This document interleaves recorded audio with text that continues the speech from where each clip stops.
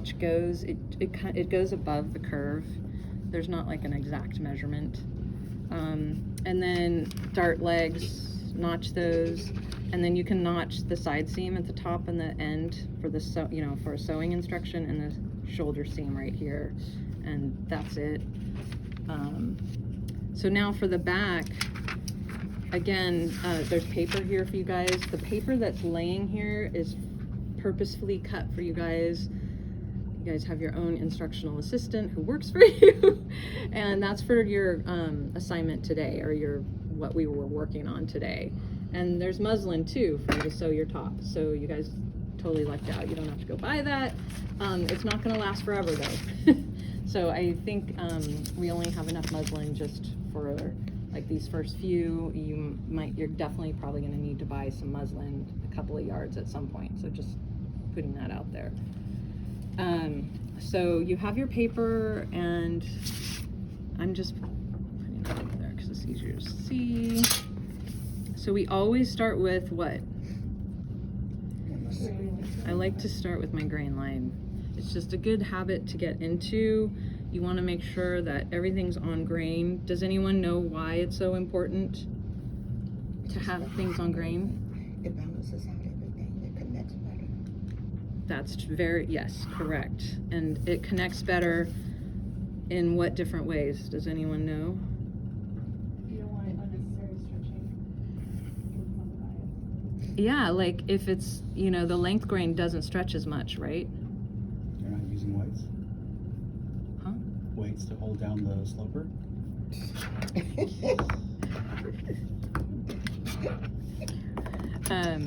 Yes, the length grain doesn't stretch as much, so that's why we like to work with it. But if the grain is off, you'll notice that like a lot of the clothes that you buy when they're sewn, they are twisting at the seam or whatever. That's because it's off grain. You'll notice if you have cheap muslin, you go buy cheap muslin, it'll be kind of weird and twisty too, and that'll affect how you sew and how you cut things out. So it is really important. Okay, so I transferred the notches, the dart legs. I'm gonna transfer this, the apex of the dart, or the top of the dart, because we don't really have an apex. And now I'm gonna start transferring the guidelines.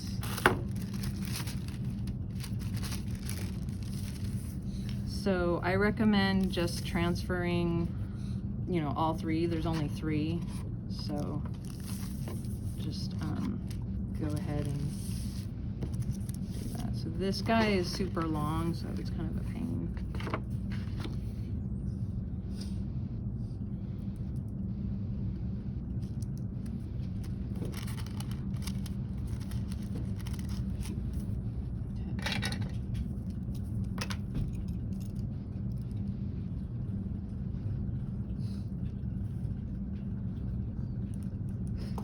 So shoulder slope, I don't need to trace this, I'm just gonna mark it like that. And then this guy, I'm gonna pull it down so I can get as much of it as I can.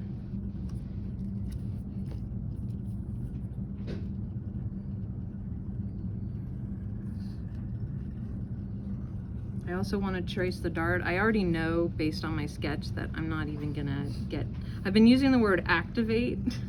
Wonder Twins, activate. DC Comics. Do any of you know that, the Wonder I feel Twins? like I've heard of it, but I can't remember. Because Super Friends. in I'm the reflecting 70s. my age. It's really an old saying. Huh? It's really an old saying. I'm using that word because if your design intersects any one of those guidelines, then that's when your guideline comes into effect. Otherwise, it's not, you're not using it. You're not using it. You're only using it if you intersect it. So activate was my word. This whole thing. Okay, so now I'm going to go ahead. So I know that this is 2 inches. So I want my shoulder to match it. We were just talking about that, right? How our shoulders need to match. So I'm gonna go ahead and draw that in, and that's my guide. And then I'm gonna go ahead, I did put some notes here. So I decided to,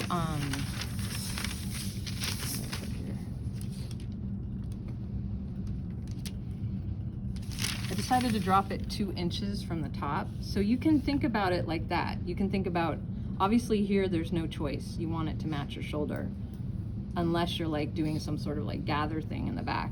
But I liked the idea of just measuring how far I want this to come down. I decided 2 inches. You don't have to think that way. You can just start drawing it in if that's the way you think. It's up to you. So I decided on that, and then I'm gonna square off my line a little bit. I'm gonna square off this line a little bit, and then I'm gonna just kind of like rough in this neck that I want, and then true it out. So the back is really easy. You don't even have to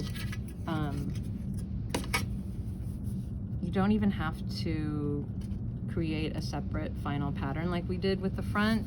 So sometimes your draft can turn into the final pattern depending how much work you have. So there's my neckline, my shoulder. I'm gonna redraw my side seam. We decided to take in on this side seam. So, you know, you might not decide to take it in on the side seam, but we are in this lesson. And I'm gonna draw out that armhole, because we don't want our armhole to come to a point. We always want to have it perpendicular for sewing purposes. So I'm just gonna kind of redraw my, and I already did it on the front. I already corrected that a little bit because I didn't do that in the demo. So just want to kind of get this in here, nice little curve.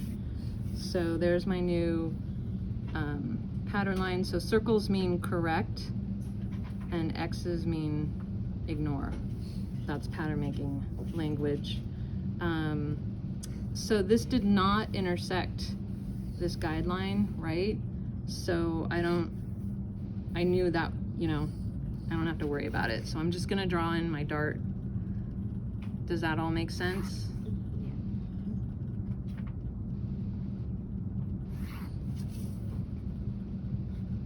And I know I'm gonna have a zipper in the back, so my drawing's telling me everything right there.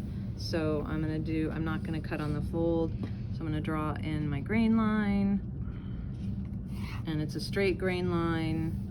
And then I just need to add a 1/2 inch seam allowance. I'm doing a zipper. So if you're doing buttons, then you would have to have a button extension, right? So that's a little more complicated. You gotta figure that out. Zippers are easier.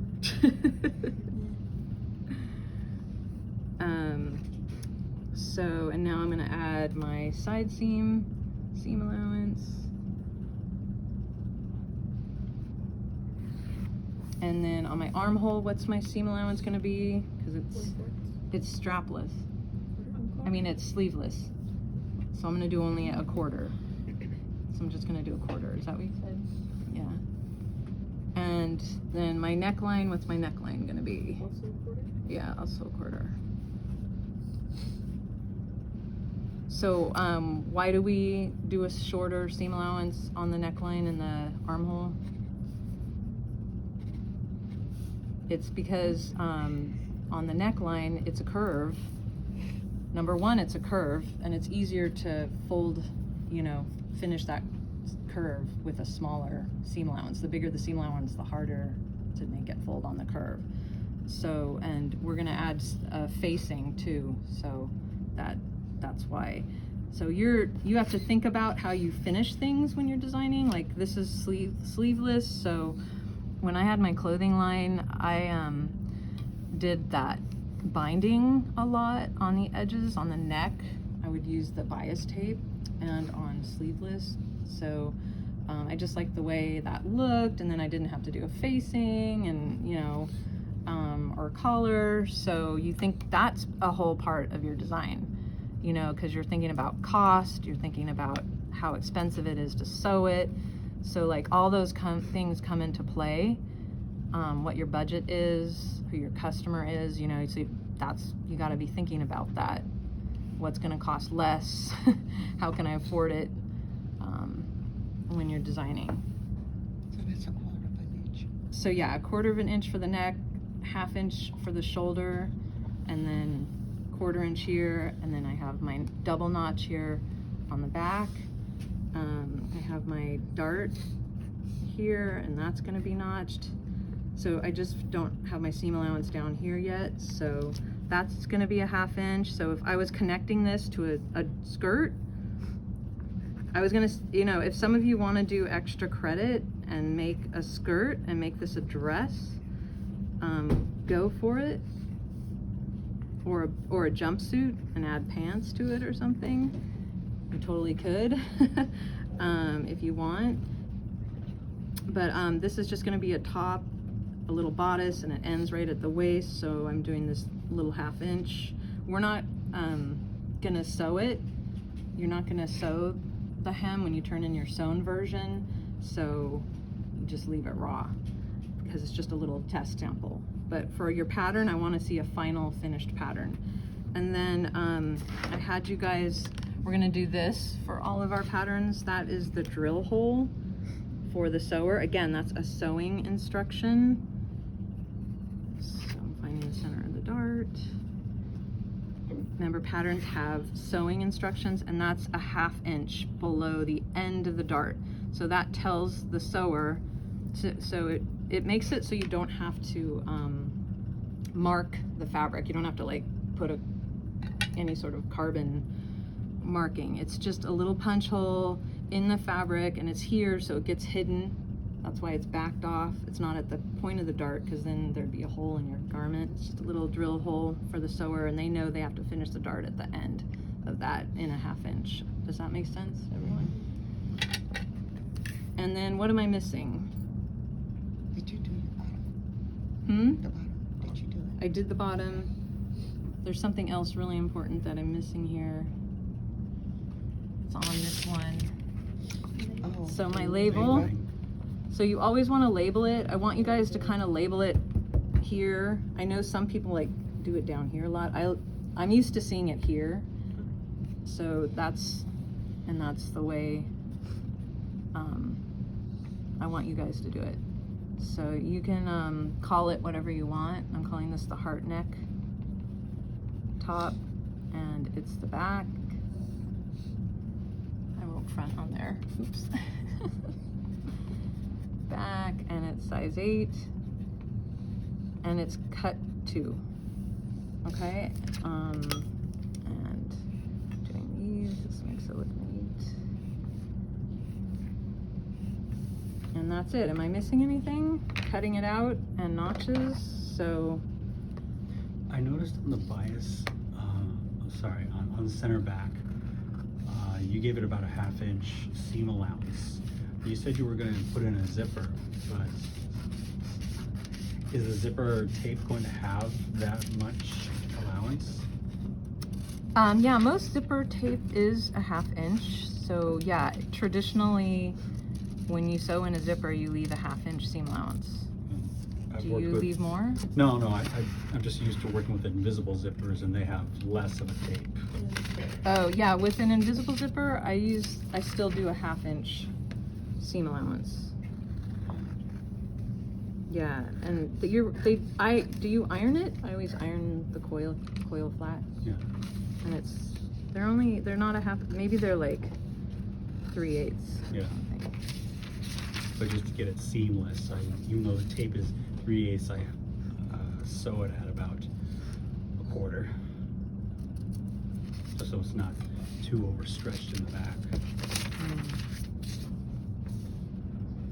So for this class, the focus is the pattern making, so I'm not going to be too particular on the sewing for you guys. I mean, not that I want you to turn in messy work or anything, but you know, I want you to like, it's the patterns, you know, definitely turn in beautifully sewn, you know, you don't have to finish the seams, okay?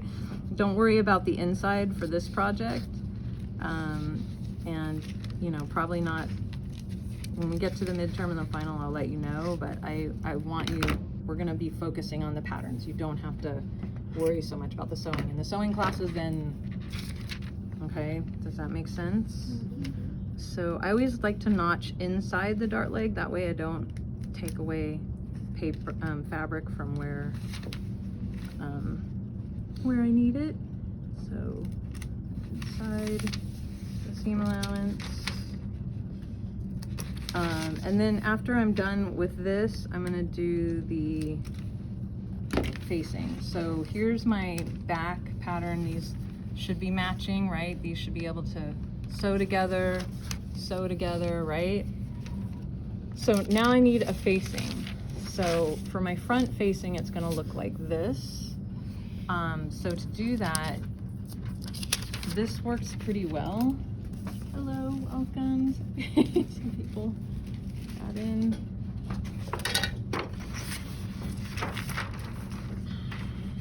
To lay this under your paper.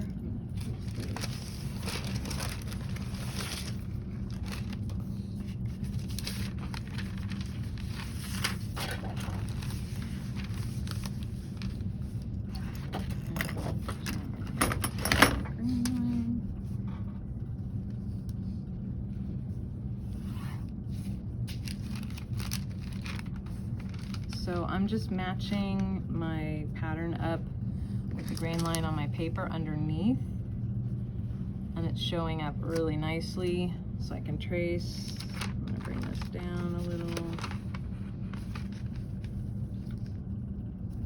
So if you have a better way that works for you to transfer, that's fine. I'm always open to new thought processes. There's more than one way to do this. So I'm just gonna start by tracing. So I'm actually gonna trace the stitch line. And I'm using dots so I can preserve the curve. And I'm just gonna trace my entire stitch line, and then I'm gonna trace my shoulder and my armhole. Your facing's gonna be different, you know, it's gonna be based on whatever your top design is. So some of you might have a really simple facing. Usually a facing is 1.5 to 2 inches. So that's what I'm expecting it to be. You're not gonna have some like big, huge, fat facing. It's not necessarily gonna work with your design. So I did this 2-inch facing. I measured down 2 and 2, and then I drew in a curve. So you don't want your facing to cut into this apex area, the dart area. That would be awkward. So, you know, you got to think about it. So you're always thinking when you're designing. And again, I'm just drawing it out a little bit so it connects well. I'm not on a curve. And then here I just kind of went boom, and I used that hip curve, so something kind of like that. And then you're truing it up, and then once you're done getting your curve perfected, then I'm adding my seam allowance and my labeling, and then cutting it out. So pretty quick and easy. My facing's gonna be on the fold because I just don't want like seam upon seam. It'll be nicer and cleaner, so you're always thinking about that too. So I know I want it on the fold. I don't want a big seam and another seam, because I decided to put a seam here in the center front. So if there's a seam here, I don't want my facing to have another seam, so it's gonna be nice and clean so it doesn't rub on my customer. It's got too long. Does that all make sense? Tracing off my notches. So again, just adding the seam allowance. And it's gonna be a 1/4 inch seam allowance all around the edge here, all around here, 1/2 inch here. And then 1/4, what am I doing here? Everyone. Is anyone? 1/2 inch. A 1/4 inch, no, 1/4 inch. It's a 1/4 inch seam allowance for the facing. All the way around on the bottom and on the top. Because this 1/4 inch is just for however you're gonna finish it with like a little baby hem. If you were connecting it to lining, like if, say this was your facing was gonna be maybe in the same fabric as your body fabric, and then you had lining that was gonna be underneath, then maybe you would do a 1/2 inch. But this is just a facing with not connecting to anything, so I just want a little 1/2 inch. So I can do like a baby hem, or I'll do the overlock on the edge. That's what I did on mine, if you wanna look how I finished it. And again, the label, so same thing. Okay, Valleja, this is the heart, neck, top, front facing. And this is size 8. And this is cut 1, because remember it's on the fold. Okay. So is that clear? Do you guys need me to keep adding seam allowance and cut? Are you Are we also doing this for the back? Yeah, I'm gonna do the back for you now. But I'm not gonna keep doing this if I bore you guys if I don't need to. You guys You're all good? teaching us, not boring. Wow. So, adding my 1/4 inch.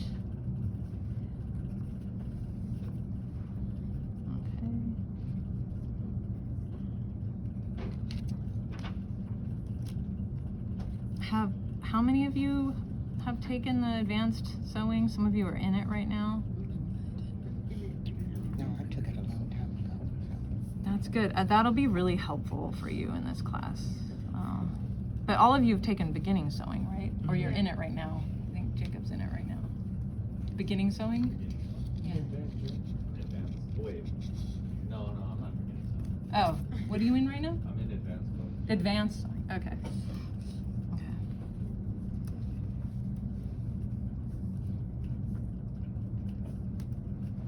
Have you guys sewn princess seams? Yeah. Yeah, okay, good. This class should be pretty easy for you guys. Okay, so there's my, have I forgotten anything? So you guys, you know how to cut, right? Always keep your scissors on the table.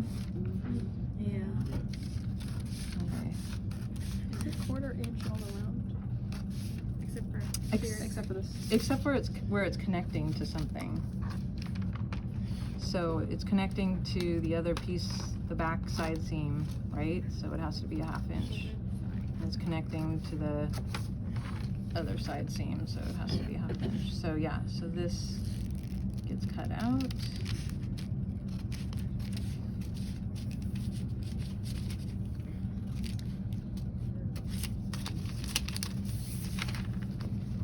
And then the back is the same process.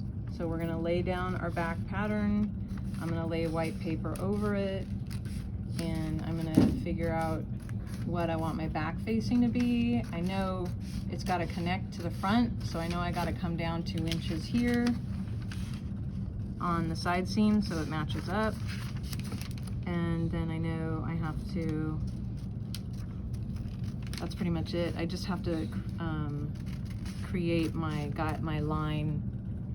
Do I have a back? I just have to create my curve here. So that's gonna be dependent on whatever your design is.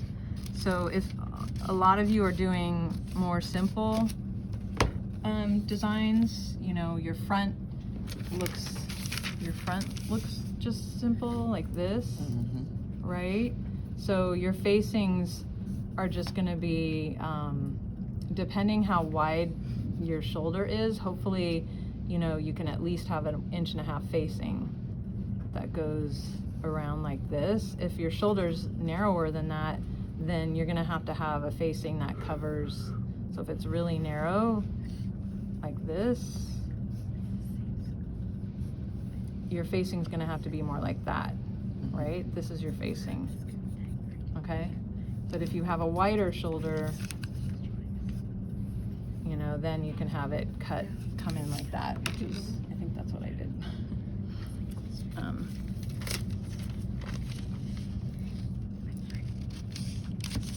But you know, if you have some creative, interesting idea for a facing, hey, I'm fine with that. Another way we learn is by shopping. I know a lot of you say don't shop, but it's still good to go to the store. I know none of us can afford to buy anything. I totally get it. But like, it's important to go to the store so you can see how things are made, so you can look at stuff, open it up, see what the inside looks like. I brought this, I know this is just like a pajama shirt, but it has a facing, you know, and it's got this back neck facing on the pajama shirt. So, and it's shaped like this, and it's where they put their label on, and then they've got their twill tape that helps prevent, not only does it help your back neck from stretching, it's got their logo on it, but I noticed on all these pajama tops, because I have a few of them, they all had this like deep long facing, and you know why? It's because in this, well, part of it is you know, it does help support and finish the back, but you know, when it's in the store or it's on the hanger, it's like this, right? And they want it to like look good for the customer. So like there's all those things, you know, that you got to think about. But go shopping, go to go to Beverly Hills and go walk down Rodeo Drive and march into, you know, Monique Lahuli, I don't know whatever's there anymore, and check it out and see how things are finished. Take them off the hanger and inspect it, and see if you can find something interesting, something that's finished, and find a French seam. Try to find jackets. I was at Nordstrom's and I was looking at this really cool Japanese designer, and they had these denim jackets, and it was all the seams, it wasn't lined because it was denim, it didn't need it, but all the seams were taped, you know, they all had that it's called a Hong Kong finish with the binding, and it was beautiful, you know, and it's colorful. So like, you're always thinking about those things, right? Okay, so now with the back, I'm just gonna do a quick, I'm not gonna trace it all out and cut it out because you guys already know how to do that. But same thing, I'm gonna take a ruler, draw out my grain line, line it up on my back.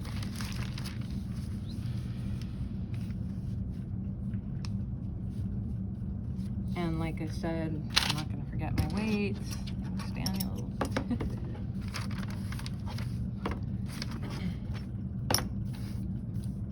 So on this one, what did I measure? What did I do? So I went down like 5¼ inches, but that was more determined by this. So I wanted, my first rule was, you know, I had to match up my facing with the front. So I knew this was at 2 inches. So that is a guide that I have to stick with. I'm gonna just start tracing my neckline. I'm tracing the stitch line because I like to just add the seam allowance to it. That's a habit that I'm in, that I'm used to doing.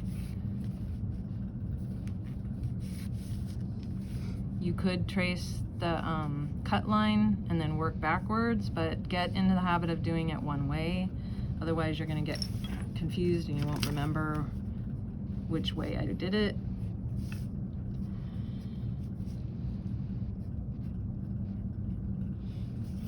Okay, so now I'm squaring this off a little bit, and I don't want to get into this dart here, so that's why I knew I wanted this above.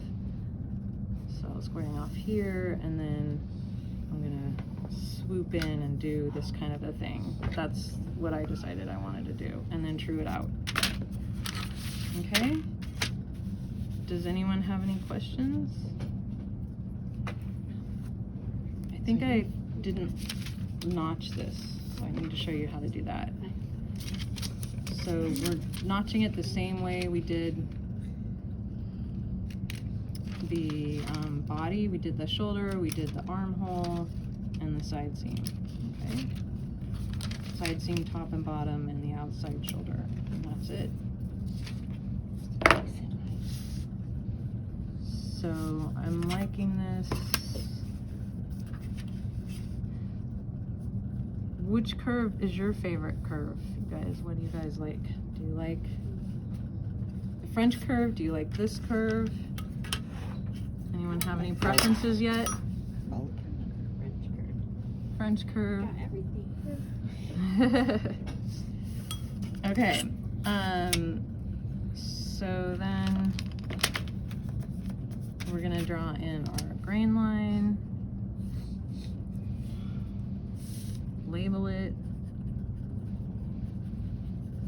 and that's what you're gonna turn in. I have the deadline on Canvas. I can't remember. I think it says August 25th. I don't. What is Monday? Is Monday the 25th? Mhm. Okay. So this is back facing. That's what it's called. Okay. So I would recommend getting this pattern finished up today, and then if you have, try to get the muslin cut. So as soon as your pattern's done, lay it out. You guys all know how to lay out your pattern on the muslin, right?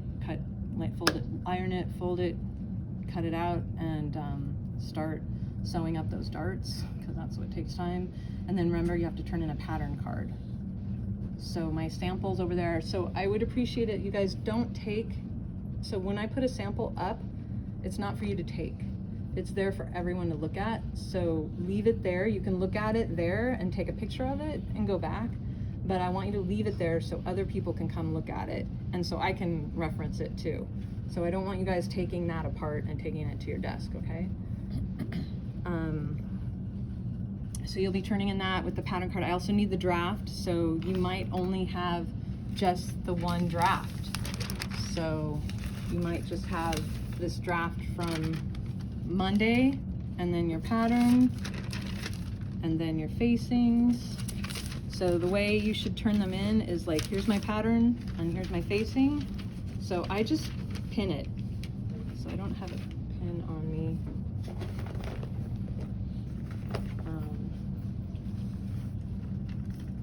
And just turn it in like this. Try to turn it in a way that it doesn't fold and get all crunched up. But so it'll be like that, and then your back piece. Did I cut out my back? Oops, thanks. Absent-minded professor. Like this, and your back facing pinned just like this. You'll turn it in. So rabbit, you can rabbit punch these.